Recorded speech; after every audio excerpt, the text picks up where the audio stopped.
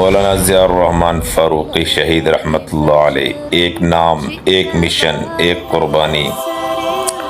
پاکستان کی دینی و سیاسی تاریخ میں مولانا ضیاء الرحمن فاروقی شہید رحمۃ اللہ علیہ کا نام سنہری حروف سے لکھا جائے گا۔ انہوں نے اپنی زندگی ناموس صحابہ کے تحفظ اور اسلام کی سربلندی کے لیے وقف کی۔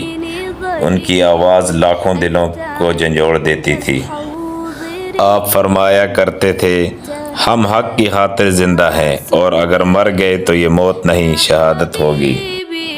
وہ سپاہ صحابہ پاکستان کے مرکزی رہنما رہے۔ ان کے دور میں جماعت نے ملک گیر سطح پر اجتماعات کیے۔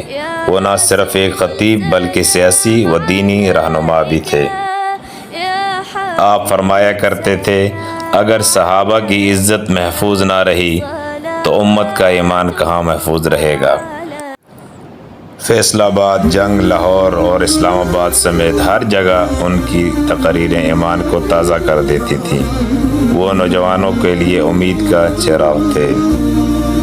دشمنان دین نے ایک بزدلانہ حملے میں مولانا فاروقی کو شہید کر دیا۔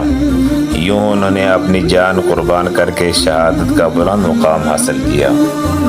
آپ فرمایا کرتے تھے، ہماری منزل کرسی یا حکومت نہیں، ہماری منزل قرآن و سنت کا غلبہ ہے۔ مولانا ضیاء الرحمن فاروقی شہید رحمۃ اللہ علیہ کی زندگی ہمیں یہ سبق دیتی ہے کہ حق کے لیے ڈٹ جانا ہی اصل کامیابی ہے۔ ان کی قربانی ہمیشہ امت کے لیے مشعل راہ رہے گی، کیونکہ شہید کی جو موت ہے وہ قوم کی حیات ہے۔ لہو کا ہر قطرہ چراغ ہدایت ہے۔